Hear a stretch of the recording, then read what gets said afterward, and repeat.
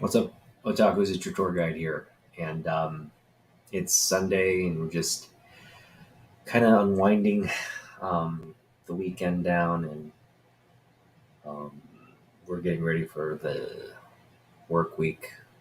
Monday is tomorrow.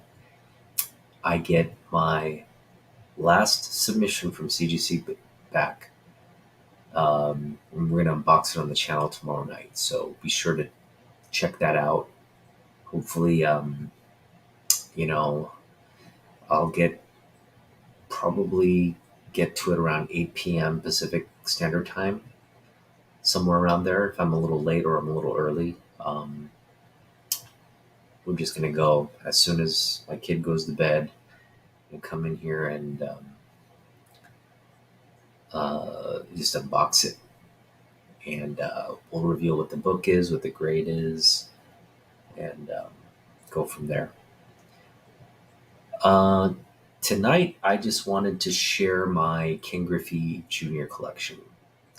Now, the Mariners swept the Rockies this weekend, which is nice. I'm glad that happened. Our team is off to kind of a slow start, and I do have my concerns. I'm not going to be overly, you know, I, last year making the playoffs, that was great.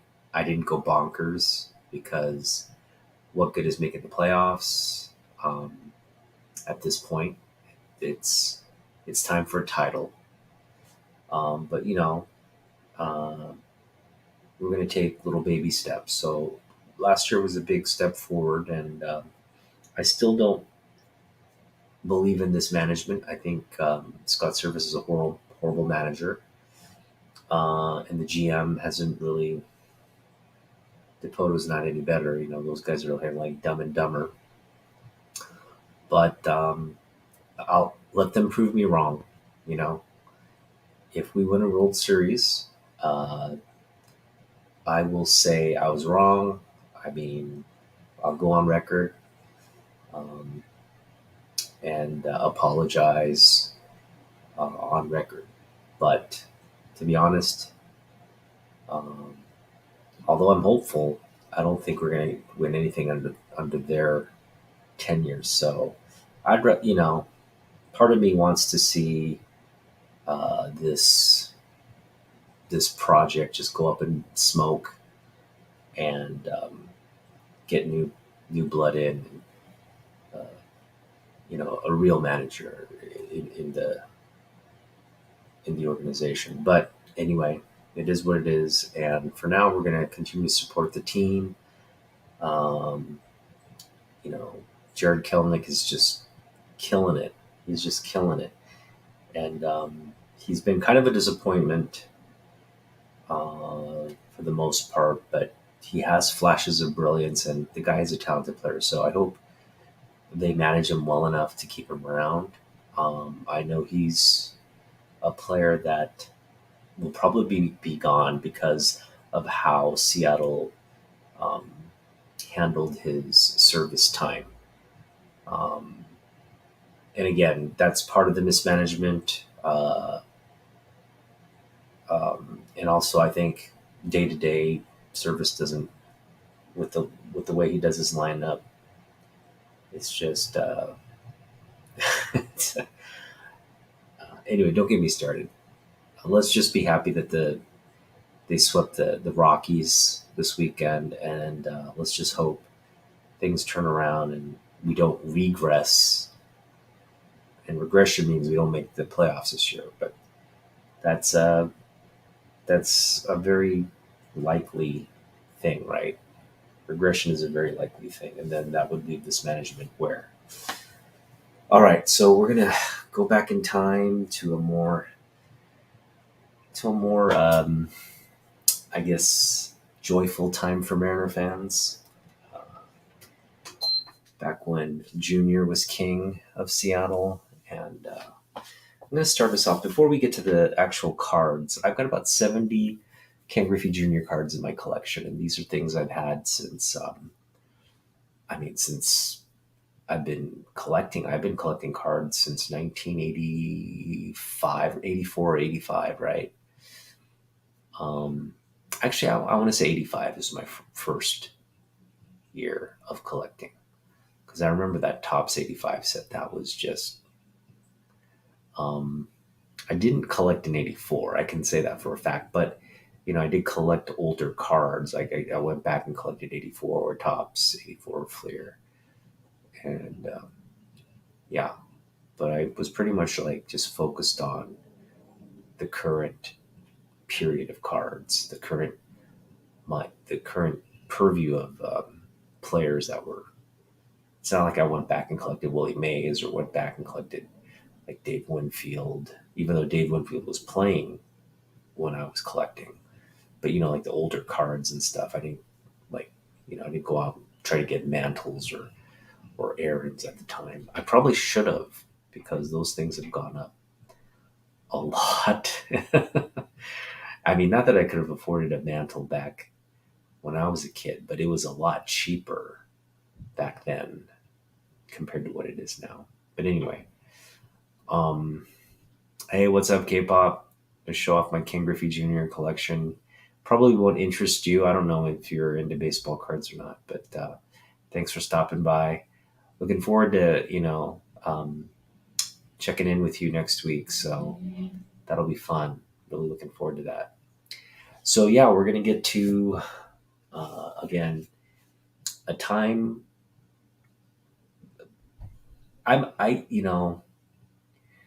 I've said many times, the '90s for me were it was a great decade, and we can say the '80s were a great decade as well. I was a kid in the '80s, and like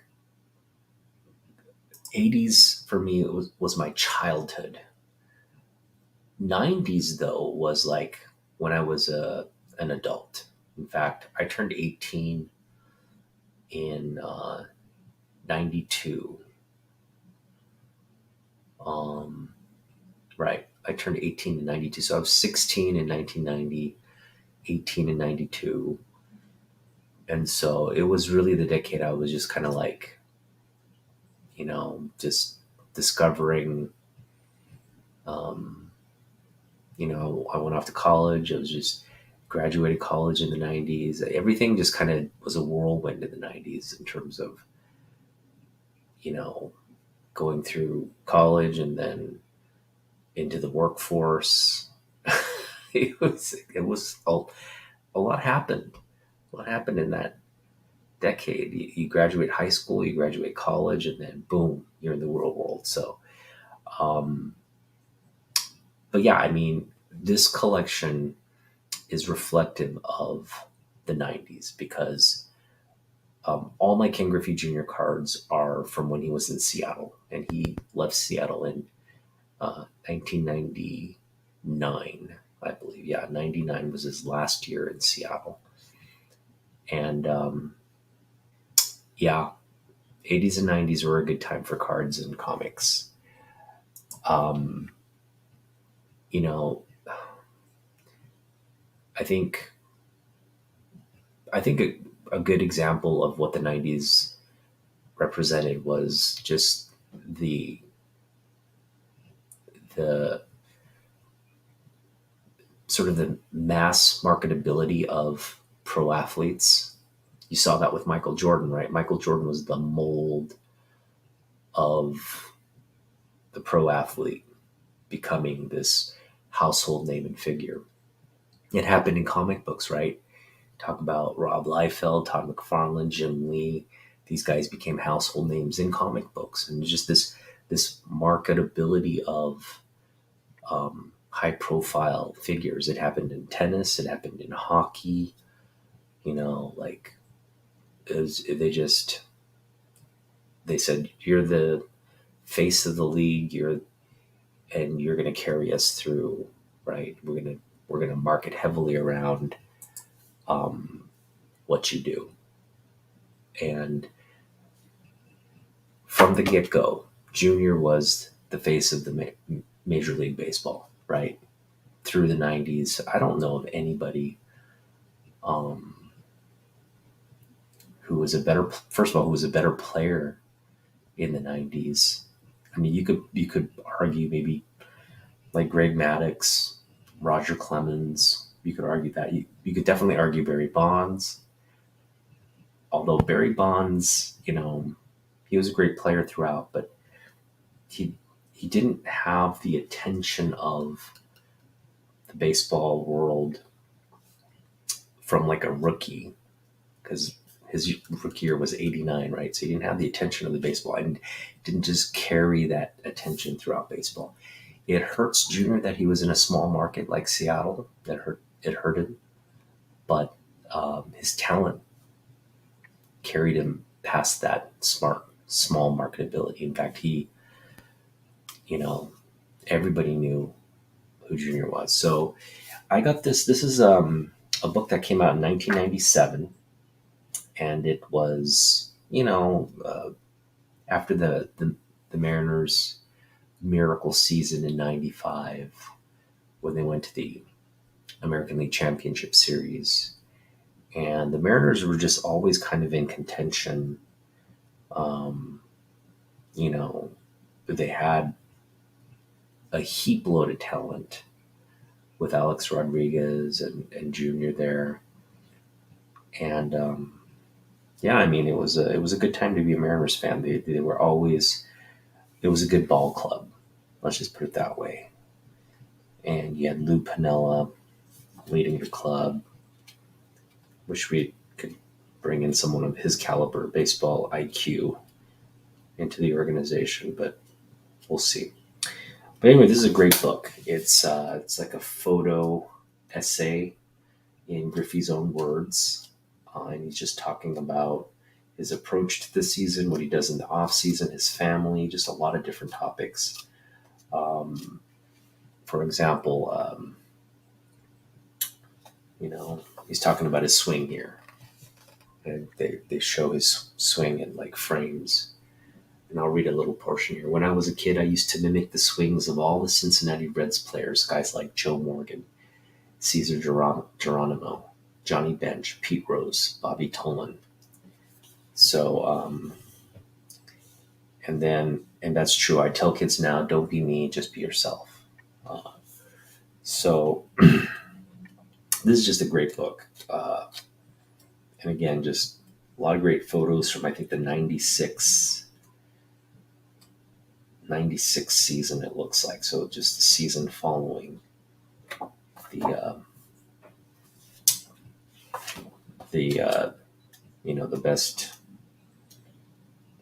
the best season in Mariners history. And there's a great shot here of Junior sliding, of that great AL division series where we beat the Yankees. I think it's in here.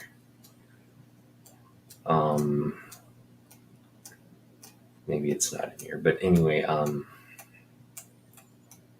it's not in here. That was really the pinnacle moment of.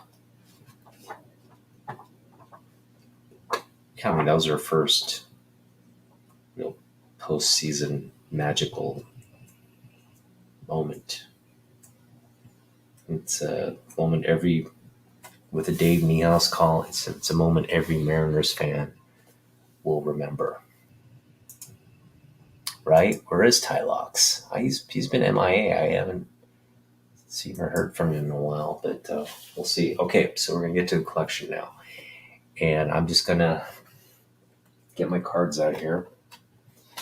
We're gonna start with just sort of the cards that are in these like plastic top loaders, and then we'll work our way into the sort of the more significant, more valuable cards. Let me get kind of close here. Just gonna flip down the camera now. There we go. It's a nice little angle to get. All right, so we'll start with this sort of card set here. This is an interesting card set because it's one of those things where you kind of insert them in and it creates this like X stand. And it has four really the top Mariners players from the 90s. It's got Ken Griffey Jr., you've got Jay Buhner, you've got Alex Rodriguez, and you've got the big unit, Randy Johnson. So it's kind of a nice, it's a stand-up, it's a sample. It's pretty rare. I don't know if this is worth a lot now, but I definitely love this card. As a Mariners fan, it's yeah. So that's a cool card. Next, we've got I believe this is a 98 Bowman. 98 Bowman Griffey.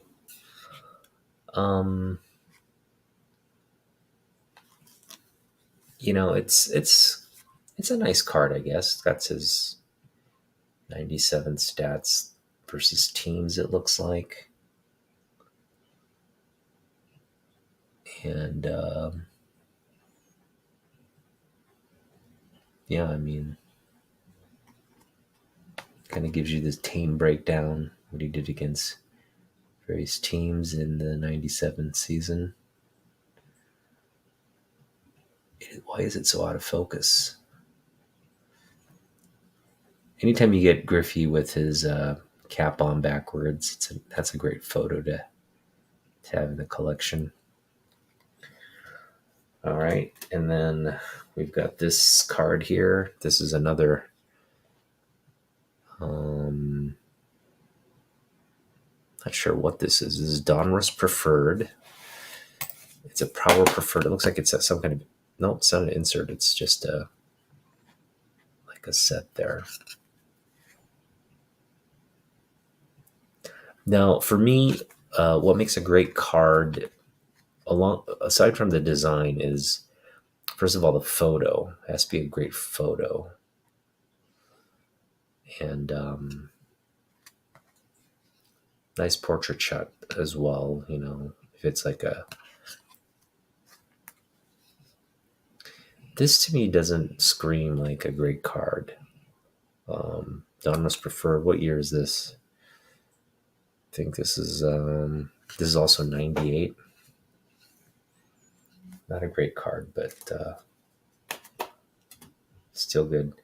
This one also not the best card, and this one is a weird one because what they did was they created patterns. So you had all different kinds of patterns here, like pattern 22, card 30, and it's a clear card. You can see right through it. Again, not the greatest photo. I do like that shot right there. The hat on, the cap on backwards. Yeah, not the best card. Again, I'm kind of showing off the cards that don't impress me first. This was a great set. I wish I had gotten more sets out of this one. This was a set that came out in, what year was this? I think this was around the same time, 97 maybe, 96 or 97. And it was just, I think Griffey hit like 56 homers in, correct me if I'm wrong, in 96 he hit 56 homers, right? And 97. Sorry, so this is a 98 set. This is a 98 set. It chronicles all the home runs he hit in 97. I think he hit something like 56 or close to it. And it just chronicles all the home runs he hit. So it's basically like I'm sorry. Maybe he hit 36 home runs. Anyway, it's basically a chronicle of all the home runs he hit. It tells you like where Griffey victimizes Mike Mussina with his 19th homer, May 18th, 1997. So this is a great, I wish I had all the cards in the set. I think I got a few packs, or one pack maybe, because I don't think, I only have two. I know I remember getting more of these. I don't know why I only have two of them. Or maybe these were inserts on something. I distinctly remember this being like a set. But anyway, these cards are cool. So this is off Musina, Mike Musina, and this one was off. It says another 2-run homer against the Red Sox on April 4th. So these were early on. Yeah, he had 19th homer by May 18th. That's ridiculous to have 19 homers by May 18th.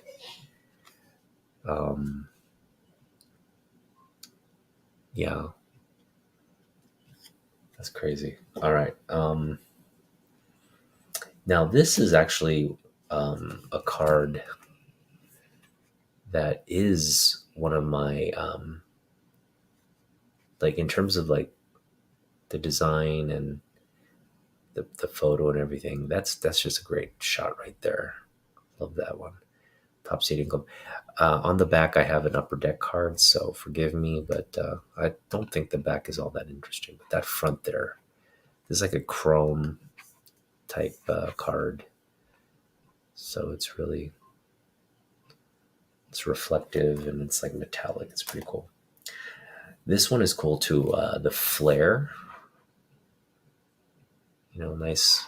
Like he's making contact there. It looks like it's a home run. I don't know. Maybe not. Boom. And on the back, nice design there. The first man to ever hit the infamous warehouse wall in Baltimore's Camden Yards. It's cool. Nice little factoid there for you. This one, nice little I guess it's a nice design. MVP, Power Surge. Why isn't it focusing? My webcam stinks, man. Let's just let it focus here.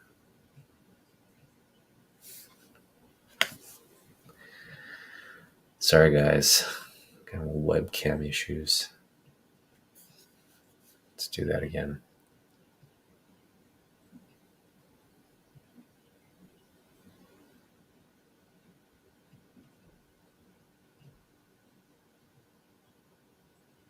Oh, that stinks. All right. This one also is not that great of a card. This is Cyclone Squad. It's UC3. I don't remember, for you old-time collectors, if you remember Sportflix. Sportflix, I believe, was a Score brand. Or maybe a Fleer brand, but it was like, if you turned it, it would like create different images. It'd like refract the light and it'd create like different images. And this is kind of that concept. Again, not a great card. I don't know why. I actually got a box of those, this UC3, and probably should have not bought that. This would be a great card if it had a better photo. I don't particularly like that photo there. I do like that photo though, the big bat. Again, with the hat on, cap on backwards. So I actually went to Griffey Jr.'s Hall of Fame induction at Cooperstown. This was in 2016. I had to go because, again, I love Ken Griffey Jr. Yeah, I for some reason, when he came into the Mariners, it was like the first time I actually cared about the Mariners. I was actually like a Mets fan for a long time because the Mariners were just so awful. But then, Junior comes and man, just from day one was he exciting to watch. And again, I followed his entire career. I honestly think, if he had not dealt with injuries, while he was at the Mariners and even when he was at a Red, with Cincinnati, if he hadn't had some of those, he missed out on like a good 4 seasons of playing. And had he just stayed healthy throughout his entire career, had those 4 seasons, that production, man, we'd be talking about him, in the same sentence as Bonds, right? In terms of that, he'd probably be second on that list because I honestly think he would have caught Aaron. But of course, again, you can't, you know, we can't speak in what ifs, but the injuries did hurt his career. So just keep that in mind if you think about his legacy, how great he was. This Pinnacle card, not bad. Yeah, love that. Love the glove, man. Look at his outfield glove. That's some custom action right there. Hit location chart. So yeah, he likes to go to left field. He loves hitting home runs to left field. That's why the Yankees hate him. Not a great photo. I actually don't have that card, interestingly enough. Look, that's a 80. What is that? I believe that's an 89 Topps. It's the update, the Topps update card. Yeah, 89 Topps traded card, which is like sort of like the like mid-season or postseason set that comes out. I guess Topps didn't bother to make his print his rookie card for some reason. This Bowman, yeah, that looks like a home run, right? Or a long. Hey, what's up? What's up, Joe? So that looks like a long ball right there. This is a nice card. All right, we're kind of getting into my good cards now, the ones with the nice photos and the designs. This Bowman, not so bad. I actually don't hate that card. This one is I just love anytime you have like a photo card where it's like literally the photo with just a few, like these foil descriptions there. Yeah, that's just no border. It's just the whole photo border, right? And then you got the big bat there again with his signature. So this is a really nice sort of portrait card there by Upper Deck. Nice.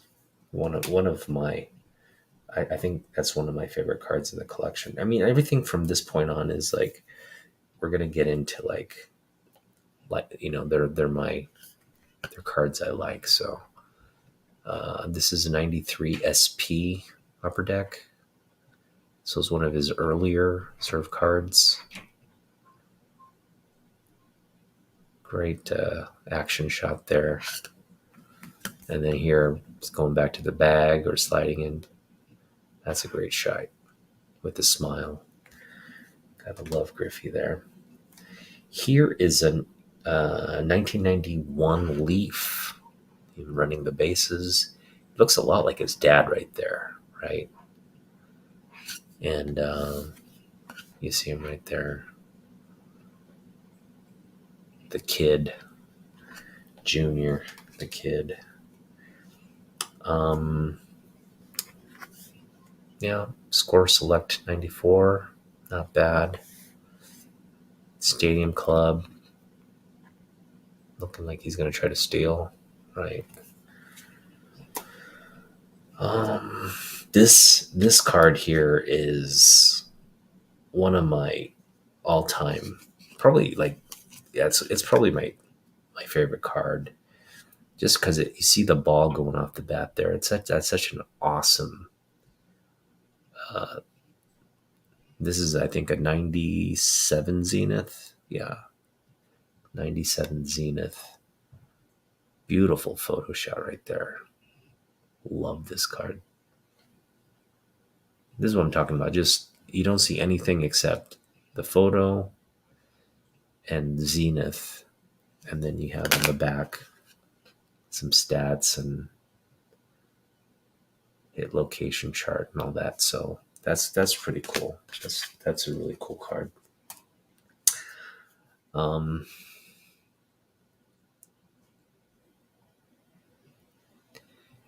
I think all my cards are in good condition for the most part. If anything, these cases are discolored. The top loaders are a little yellow, um, and I hear that's pretty common with. That's what happens over time with these top loaders. I probably should change them out, but as long as the cards are safe, don't feel a rush to do that. This is 90, I believe 98 Upper Deck.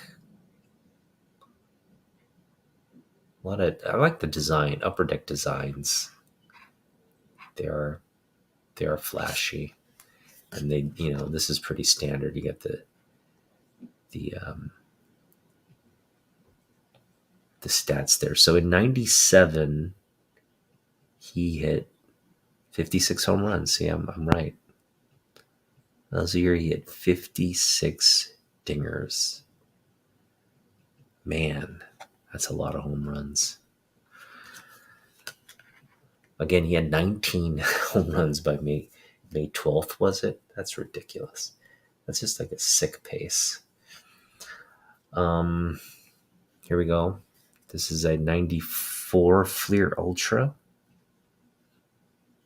I remember this Fleer Ultra set just being really nice because it had all these like inserts in it, and it was just a really nice set to collect. You'd always get something in a pack. I just remember like you get All Stars inserts in a pack, and so really, and look at the photo. You got like 3 shots of him there. Really nice card design. That's a nice one. Here's a early one, 91 Upper Deck. It's classic design there. Got Junior on the back there. So again, very young Junior. It's like starting his 3rd year in the league. Or sorry, 2nd year in the league. Yeah. 94 Fleer Lumber Company. Let's see here. 4-time All-Star, came in a 93 campaign, a sure bet to produce 20 homers, 100 RBI, and a 300 average while swiping the occasional base and filling late-night sports highlights shows with Walenda-like acrobatic snatches all over center field. That is a fact. That's a fact, Jack. All right, so this next one I'm actually going to show you because I'm going to take it out and show you what it is. So it's another one of my favorite cards, and I'll show you. So as you can see, there's a ticket in here, and that magical season where Griffey slides into home. And I think for you Mariner fans, you're gonna really get a kick out of this. So, I was going to school out in Ohio at the time. So when all this was happening, I was in Ohio, and this is the card here. The future is now. 24 years old, and 24, as you know, is this number. So I love this card. It's electric diamond, so it's one of the rare inserts. Great photo there. But again, back to this ticket. So I was living in Cleveland, and again, you know, uh, my parents had moved. So we lived in Washington, and then I went away to college. And in my sophomore year, they actually moved out to Ohio because they uh, just wanted to, I guess, be closer to where I was. I don't know. It was just, they decided to move out there. And again, we were living in Ohio. I was going to school. And again, the Mariners, uh, my dad and I had always, that's the thing, like my dad took me to see Ken Griffey Jr. his rookie year. We went to a Mariners game back in the Kingdom. And, ever since that, it was a great time with my dad. Um, you know, my dad and I, we have because like Asian fathers aren't the most,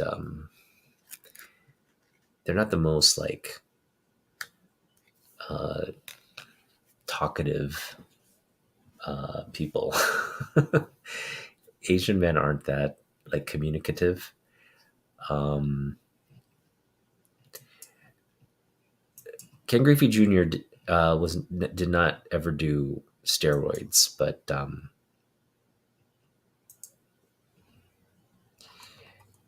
he I think it's a good bet that he had never done steroids. And he's if you look at his body frame, he's just built like a ball player. Um, and if you look at like Bonds beefed up a lot. But anyway,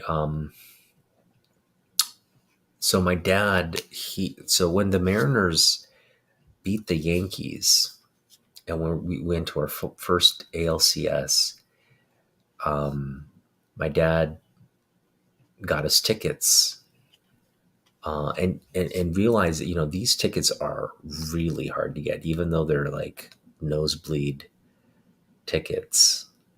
Um, they're hard to get in Cleveland. Of course, we were going to the game as Mariner fans, not as Indian fans. Hey, what's up, John?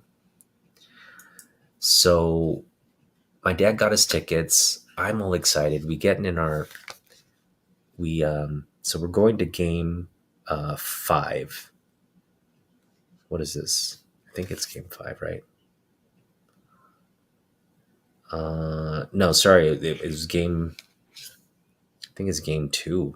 Yeah, Jacobs Field, game 2. So we're in Cleveland. It's October in Cleveland. It's butt cold. It is freezing, and in Cleveland has this open stadium, and they have this like lake effect wind that whips over the stadium, and it smacks you right in the face. The wind whips around over the stadium and just smacks fans constantly the entire game. So I believe it was like below freezing.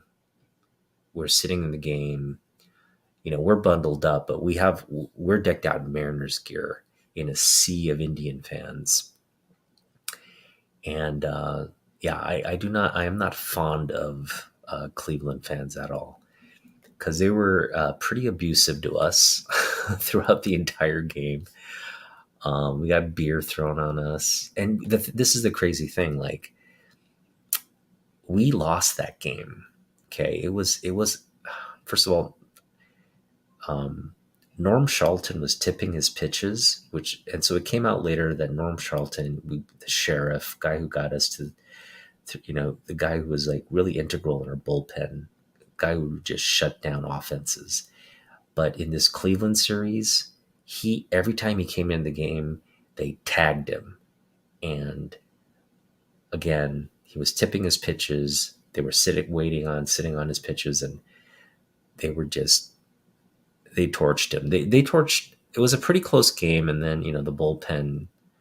It ended up being something like 12-0 or 12-5 or something final score. They just clobbered us this game. So it was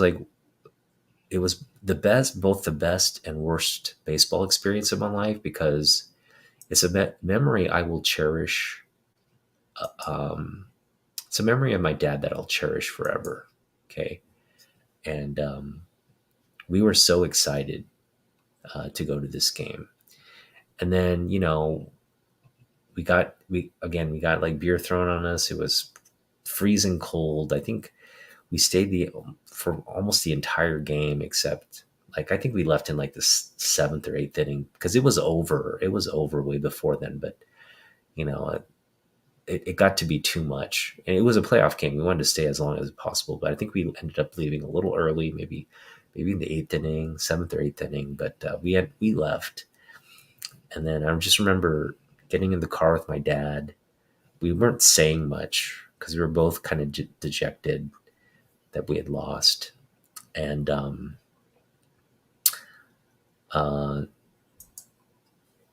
we just kind of sat there in silence for a while. And then my dad started the car, and he's like, "Yeah, we'll get him," because it wasn't like the series was over. He was like, "We'll come back and get him," but then we end up losing the series. And again, it's because of Norm Charlton tipping off his pitches, and but great memory nonetheless. I can say I was a part of that magical season, even though it ended in disappointment. What we did to the Yankees will live on forever. And again, just to be part of that and see Junior and the whole club in '95 was a treat. And again, I will always cherish that moment with my dad. These next ones are really cool. These were upper deck inserts, and you just had this was '93 upper deck. This was like a Reggie Jackson, where he goes over all his Reggie Jackson's favorite players, clutch performers, and he kind of gives a scouting report on Ken Griffey Jr. That was kind of cool. And then this one is just a great portrait with the signature there. I love when they put his signature on a card like that in foil, and just kind of going over an interview here, That's cool. And then Team 2000. This was, I think, in '93. So '93 set, '92 set, '92 Pinnacle. Yeah.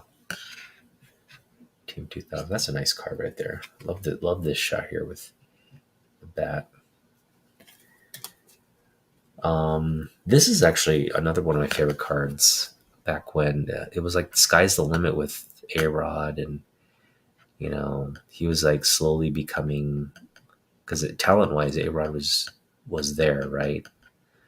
So these two were going to be double trouble, and just the probably the 3-4. It was going to be 3-4-5. It was Griffey, Edgar, and A-Rod. That is a lineup you never want to really face as a pitcher, right? 3 Hall of Famers at the 3-4-5 spots. That's how good we were back then. This is nice. Hitting machine. Nice design on the card there. Insert 6 of 10. Cool. This is a nice design there. Ken Griffey Jr. Donruss Elite. I think this is a '97 as well. Not sure. This is cool. Postseason Glory. This is when he hit 5 home runs in 5 postseason games. Again, this is what helped us elevate us to the ALCS that year. So, and I believe that is Yankee Stadium right there, right? Maybe it was Cleveland. No, I think that's Yankee Stadium.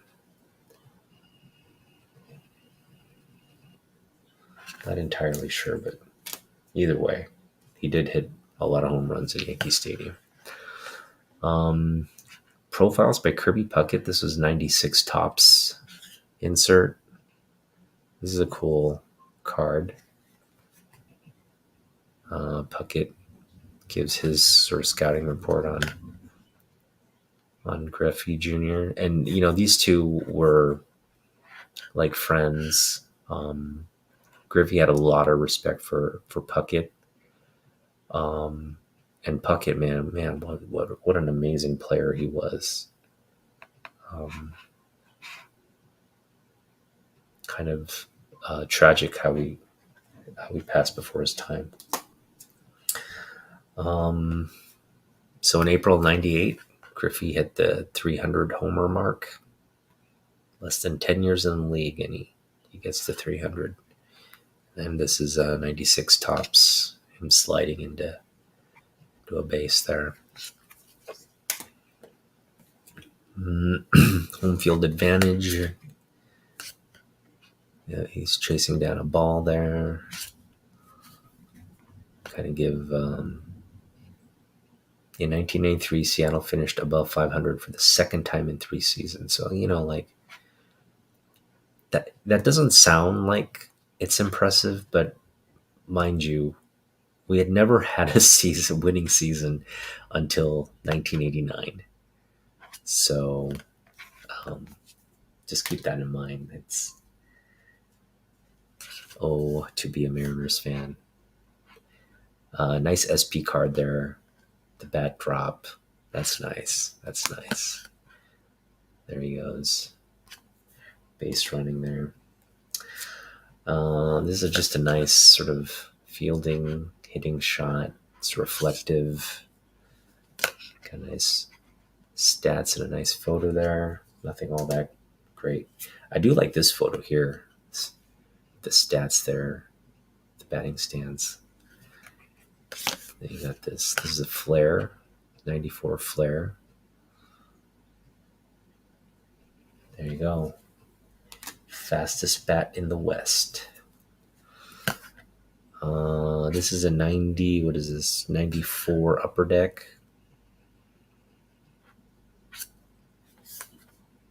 Boom. All-Star.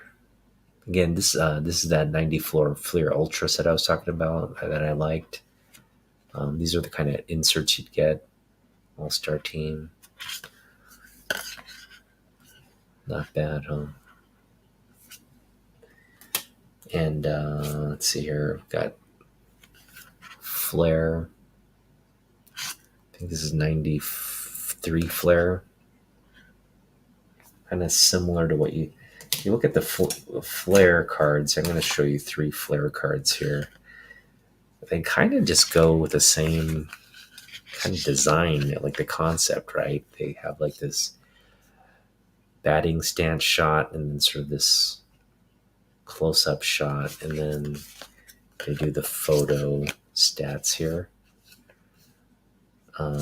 So I'd say out of all of these, this is probably my favorite because of the landscape batting shot there. And the flare. I don't dislike the flare. I don't love the flare. It just kind of is what it is. It's a nice card.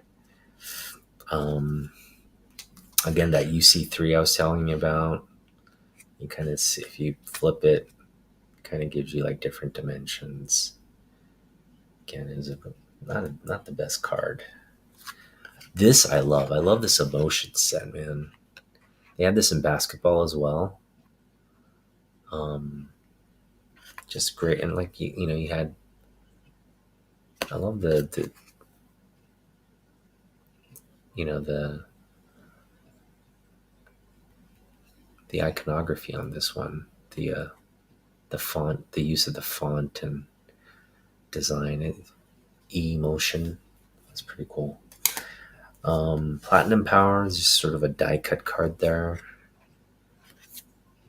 Nothing special, just cut a little different. Platinum Power. And then this one here, this is a great batting stance shot. The 92 Flair Ultra. I believe this is like the first Flair Ultra set. No, I think 91 was the first Flair Ultra set, and this is maybe the second Flair Ultra. Great shot there. This is when Junior just started to, was really coming into his own in the league as a, really as an all-star by this point, right? Because what did he do? What did he do in 91? He hit 22 home runs, 100 ribbies. He hit, 327 batting average. That is phenomenal for his third year in the league. It's pretty cool. All right, now we're going to get to some of the more significant cards in my collection. And these are some of the older cards, so hopefully we'll start here with this is a 3,500 card set, one of 3,500 copies.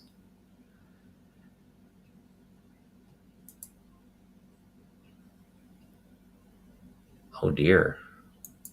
Hope everybody's okay. It's crazy.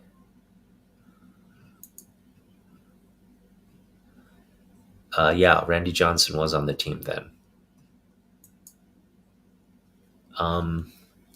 Sorry I didn't keep up with the chats. This is a rare card, and it's like a kind of like a metallic. I just hate the photos in both these. They're not the best photos. Craftsman though, it is what it is. This one too, it's just like it's got all these like numbers in it. Just trying to be fancy.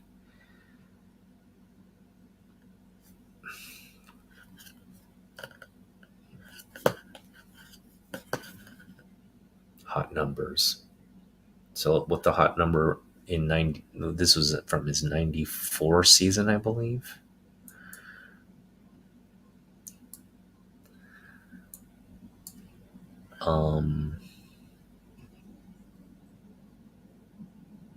Again, they say like hot numbers, but they don't really focus on a number 40. So he had 40 home runs. And it looks like, what year was this? 94. 40 home runs in 94. He plays third in runs, second in total bases, third in slugging percentage. Pretty sure he was up there in RBIs as well with 40 home runs, but bam. Hot numbers. I love this card. So it's really, the back is not much to look at. It's just a checklist of the Mariners. So I think this was 94. So this was a team in 94, 95. So what do we have? Again, Jay Buhner, Mike Blowers, Edgar, Randy, Dave Magadan, Jeff Nelson, Omar Vizquel, little O, man, Dan Wilson. These are all Mariner Hall of Famers here. Brett Boone is in there, right? That's nice. That is nice right there. Oh, so yeah, I didn't show the card. This is again one of my favorite cards in the collection. Got the landscape with the signature photo border.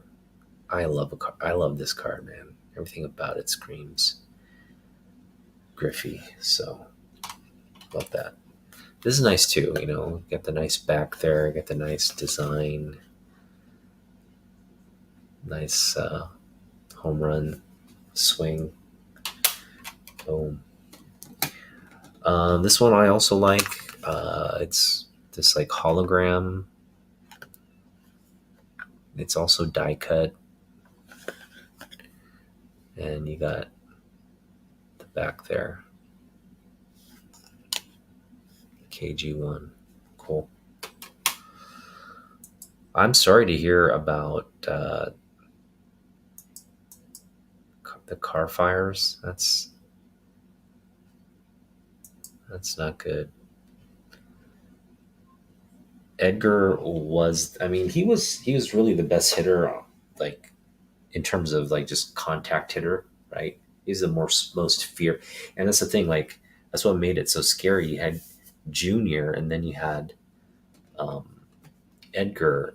Uh, you know, so you didn't want to walk Junior because you just then face Edgar, right? And Edgar is a beast with men on base, so he was protecting Griffey in the lineup, and he did such a great job. That's why we had so much success.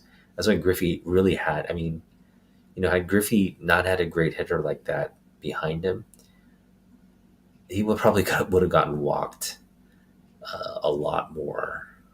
Um, so it really, it's kind of like what helped Barry Bonds was having, Jeff Kent, right, hitting behind him. So it's kind of the same kind of mindset. You have to have a great contact hitter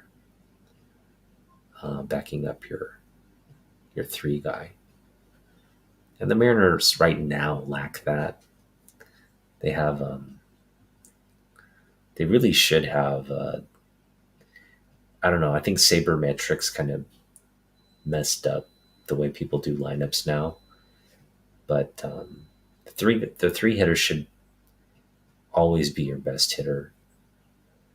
Um, and then the four hitter should, so three hitters should be, the guy who's just gonna uh, yeah, is going to be your best hitter, and then the four guy is going to be your second best hitter. So that's what the Mariners had. Right now, the Mariners don't have that. I think Carl, our catcher, is hitting fourth, and Eugenio Suarez, our third baseman, is hitting third. That just doesn't make sense to me. But anyway,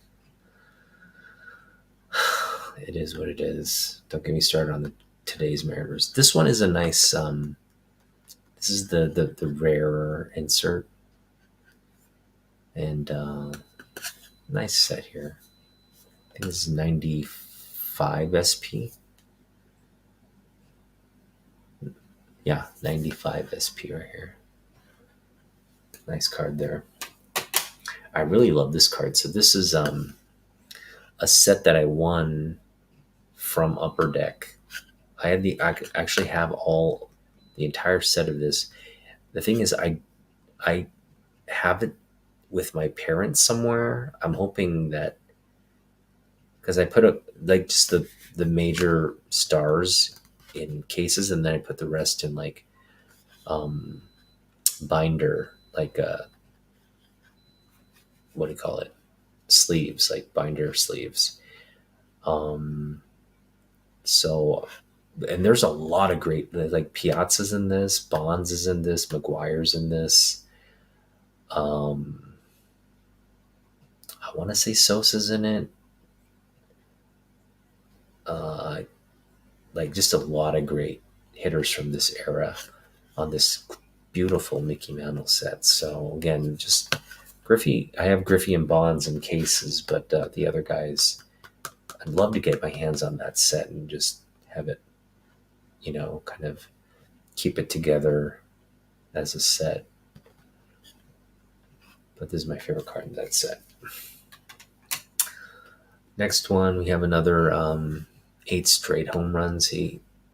Griffey held the record for a long time, and then I forget who tied or broke the record, but yeah, Griffey's either tied for the record or someone recently broke it and did 9. Not entirely sure, but to hit 8 straight, that's I thought that would never get topped, but someone did. That's incredible.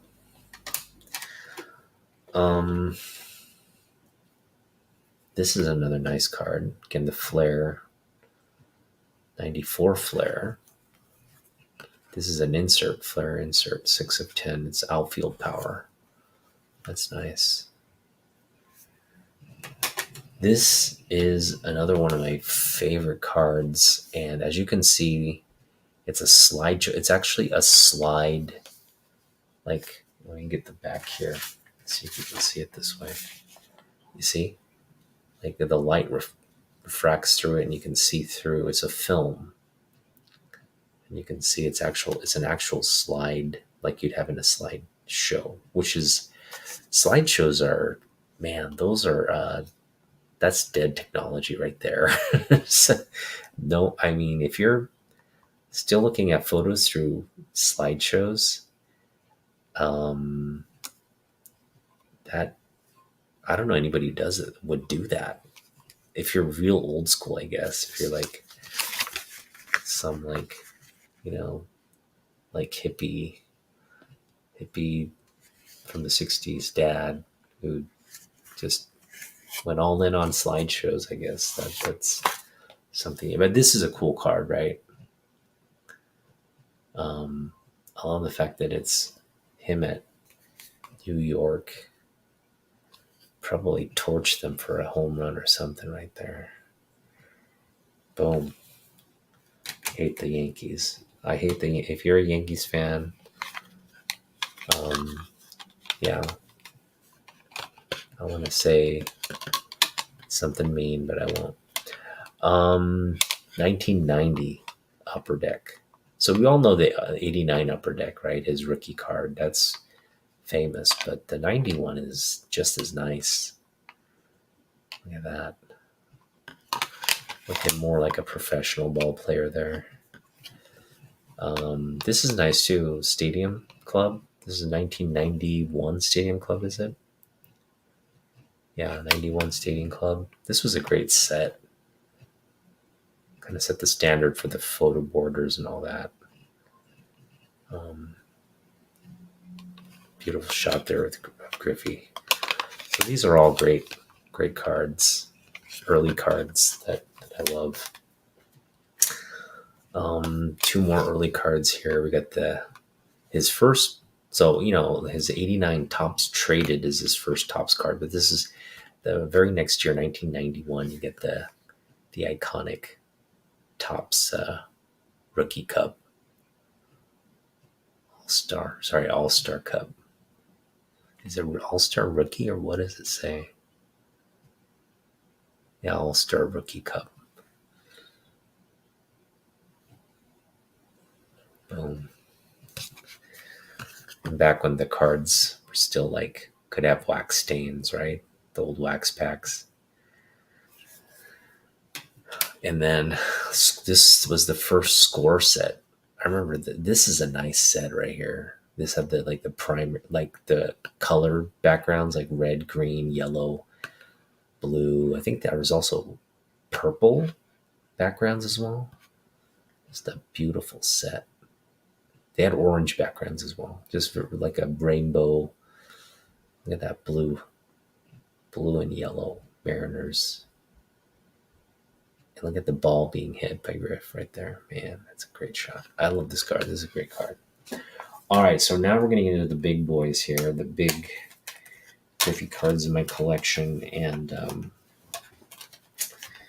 these ones are a little bit pricier, I guess.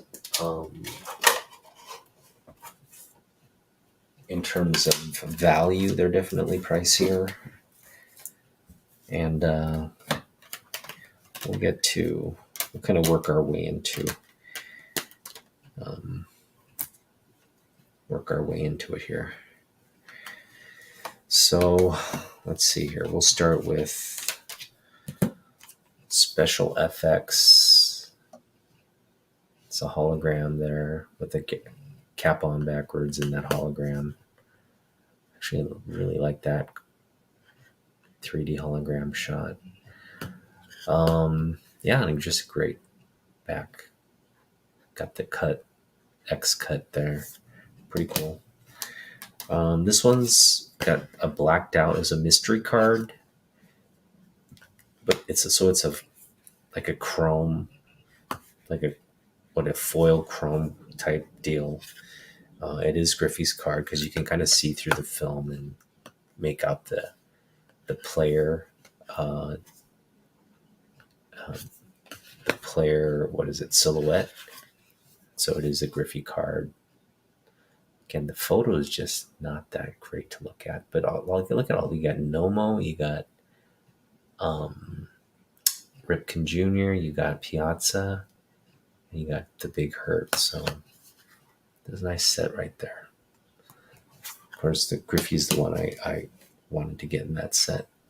And then we got Donruss Studios Hit Parade. This is also one of 5,000. Kind of cool insert to have. All right, now we're going to get into sort of his earlier cards. We got this beautiful. This is a great set as well. Classic. This is the first Leaf set, I believe. 1990 Leaf. Great shot of Griffey there. Getting into rookie cards now. This is a classic rookie. This was everywhere. Everybody had this card. We got the Mother's Cookies. I want to actually end up getting this. It's a 4-card set. I want to get all 4, but I only got number 1 of that.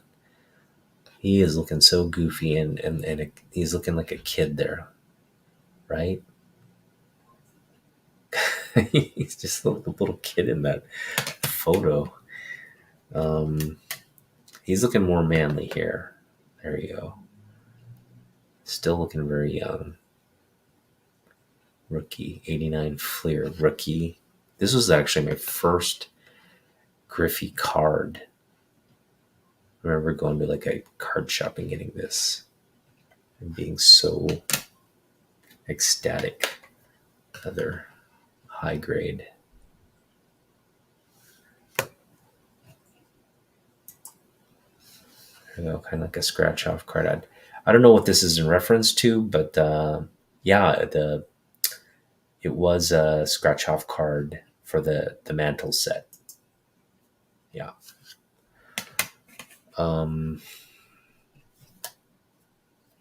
Another rookie card there. This is also very high grade. I do want to get these in like PSAs or Beckett. Maybe I'll get the Beckett. Beckett holders do look nice. And then the rookies. This is actually like,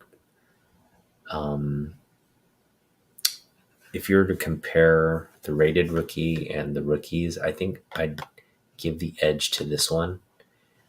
But the rated rookie looks good as well. They both look really nice. So yeah, they're nice, both nice. All right, so obviously I've got 3 Upper Deck Griffey rookies. This is my best graded one, and it's a 10.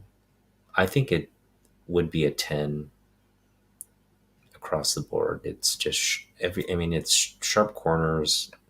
Borders are very even bordering. So, that's a 10. This one also probably 9 to 10.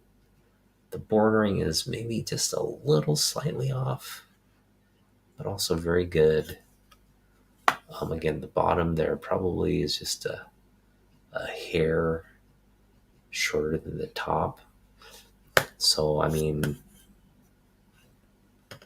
I'm thinking this would probably get around a 9, maybe a 9, maybe a 10. Both high grade. This one is my worst. It's the surface is scratched. There's actually I forget where it is, but there's some damage on this one as well.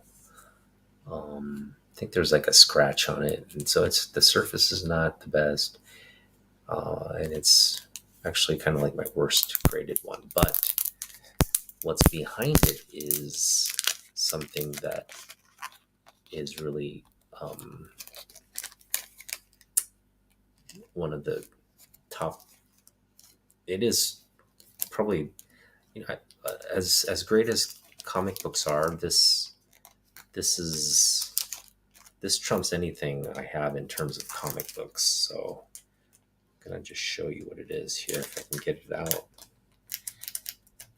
There we go, got it out.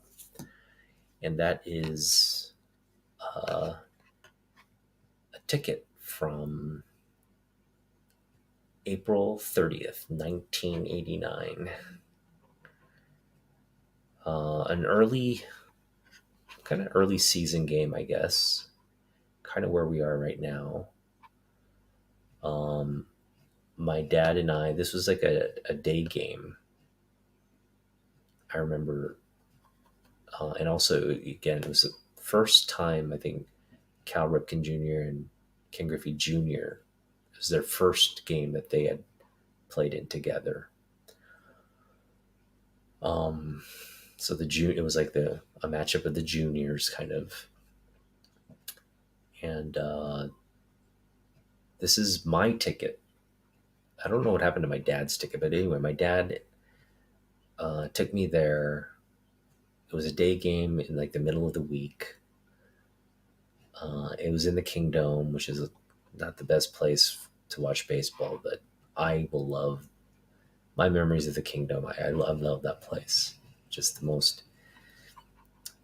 pretty much the worst place you could watch baseball is where I ended up falling in love with the sport. So it'll always be special to me. Yeah, and again, we had pretty good seats. These are actually decent seats at the Kingdome. Look at that, 750 for a ball game. That's ridiculous. You can never get that now. And look, so I didn't have a card or anything with me, and then Griffey just started signing cards. Like he just came out and started signing signatures. So I just ran down there with a ballpoint pen and my ticket, and he saw me, he grabbed my ticket and he signed it, and I came back with his autograph. And again, this thing is probably the my favorite thing in the collection in terms of just again, I was a big fan of his, and just the fact that going into this season, I was like, man, I wonder if we'll be able to meet him and get his autograph. And that's exactly what happened. And I really was kind of mad that I didn't have a card on me at the time, but this actually ended up being better, just having the memory of the ticket on there, right? With the brown bear car wash coupon there. I love this. So there are my Griffey rookies right there with the signed ticket from his rookie season. So that'll always be, for me, one of the best things in my collection. All right, but we're not done yet. We've got one more card to show off, and then we're done. And that is my Bellingham Mariners minor league. This is graded in a Gem Mint 10 from GMA. So hope to get this, I don't know, re-slabbed, I guess, PSA graded at some point. But again, his minor league card there is true rookie card. And that's my Griffey collection. So yeah, I hope you enjoyed it. I enjoyed. I'm gonna just make myself kind of come up here again. I enjoyed going over my collection with you guys. I hope you get a chance to see. I don't collect sports cards anymore. But I was wildly obsessed with collecting King Griffey Jr. cards um, up until he left Seattle in '99, and I gotta tell you, when he left in '99, it did feel like a betrayal. It felt like he stabbed me in the heart. At least he didn't go to the Yankees. He hates the Yankees, so I knew he would never leave us for the Yankees. That would have been a real betrayal. But he ended up going probably to I guess the best place if he's gonna go. Going to like an NL team would be the best place, and he went to the Reds, his hometown team. So I don't I mean, it's not like I started hating Griffey when he left. It hurt. Um, I felt like it was a betrayal in a lot of ways, but I did continue to follow him in Cincinnati. And again, he dealt with so much injury, and he had this homecoming. Everybody's expecting him to bring Reds like postseason glory and all that. There was a lot of pressure to put on a guy, and again, he dealt with like hamstring injuries, and it was bad. He had a bad tenure in Cincinnati just because he couldn't stay healthy, and so it was unfortunate. And then he comes back to Seattle, because he's going to retire a Mariner. Kind of had a bad retirement as well. He got caught sleeping in the clubhouse and during a regular season game, right? And that prompted him, just got a lot of flack from fans, and kind of prompted him to leave the game. And he didn't get a proper like send off. I felt like, which was unfortunate. But again, I went to what? Thanks, man. Yeah, he's my all-time favorite player as well. And again, so he retires kind of um, sort of disgraceful. I don't even look at it as disgracefully, but at the time it just felt like he was sleeping in the clubhouse. He got a lot of flack for it. He kind of just walked away from the game at that point, and it felt weird. Didn't feel like it was, you know. But then he gets the call from Cooperstown, and in 2016 when they made the announcement he's getting inducted. I just had to go. I just kind of dropped everything and made plans to go to Cooperstown. I drove out there, and yeah, just kind of sat there in the sun. And that's the thing. I should have brought like a parasol or something because it was summer. I just sat there just in the sun all afternoon waiting for him to come up. It was just him and Piazza that got inducted that year. So Piazza was first. He had, again, um, it was a nice moment for Piazza as well. So I kind of became a Piazza fan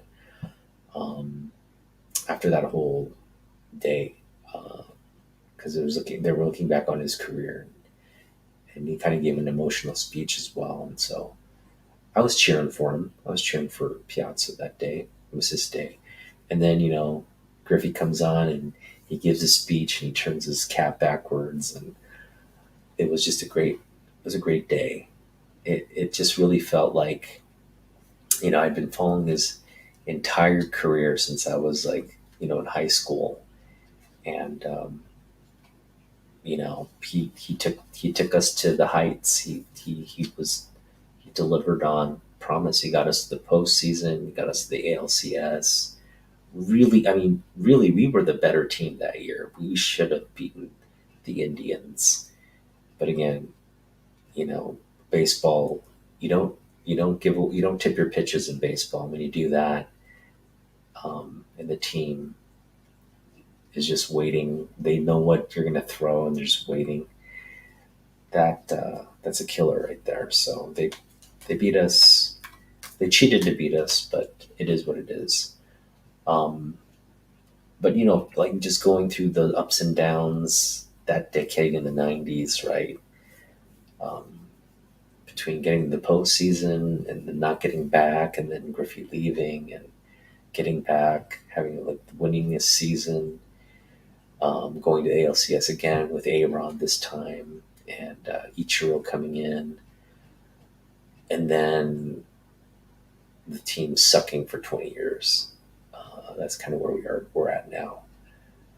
But Griffey, it, you know, I have nothing but positive memories about Griffey. Collecting all these cards, watching him for that decade, being just the best player in the game that decade, offensively, defensively, uh, and man, I feel privileged to say I watched him play. Like every baseball game I went to was to watch him play. If he came to San Francisco for interleague, I went and watched him with my sister. Um, Sorry, not yeah, interleague, and also when he came to play the A's, right? Because we were in California that summer. My sister and I, we she was actually working as a usher at the Giants games, and so she got me free tickets. We'd go to the Giant. I'd watch Cheno Park with the Dodgers. Griffey came interleague that year. We went and watched that game, and then he came to the A's. I went and watched him that summer as well. Watched him in 90, yeah, 98, his last season when he came to the A's when I was working out there. Came and watched that as well. That was his last. That was his last. Well, it was the second. Sorry, yeah, that was second to last season in Seattle, '98. Watched him man center field, man. I actually sat in the.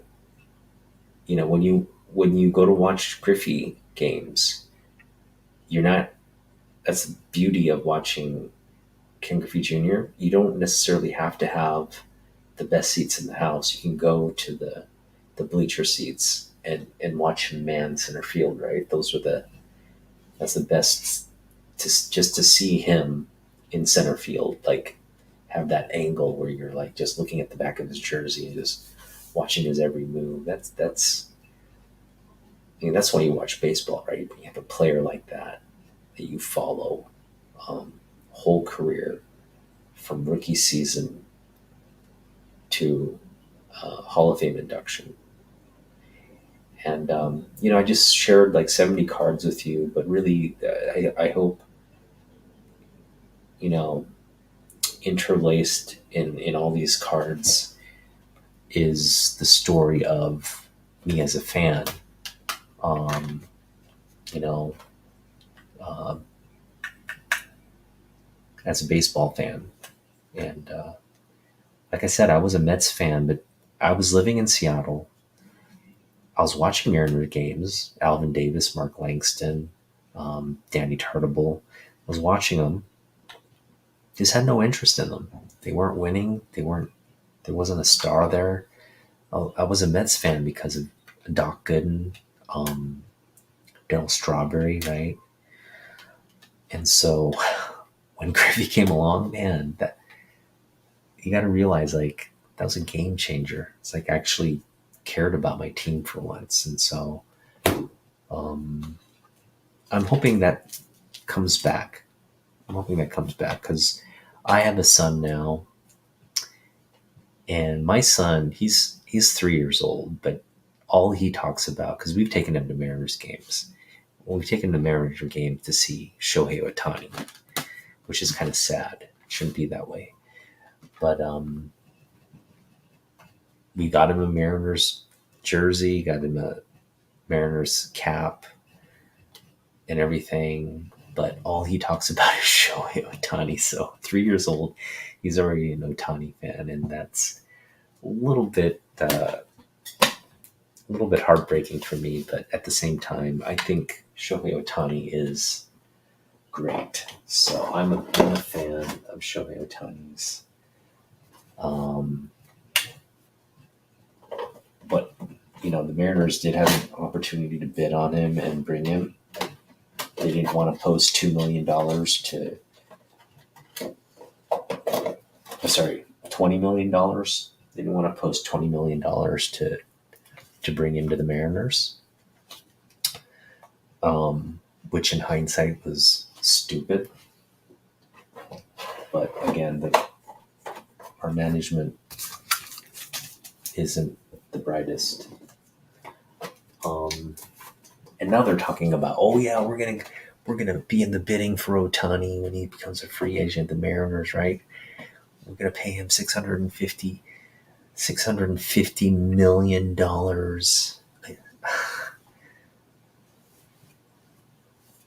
I don't think so. I don't think so. Mariners would never. But anyway, hope you enjoyed my trip down 90s memory lane, and yeah, again, 90s were just a great time. And 90s is when I was collecting comics, the early part of the 90s. I stopped collecting in like 97. But yeah, I was collecting in the 90s, and it was a great time to be collecting, actually. A lot of good like stories and runs, and Jim Lee was a big part of that. Image was a big part of that. And had a lot of fun collecting comics in the 90s. And yeah, go 90s. All right, thanks for watching. We'll see you in the next one.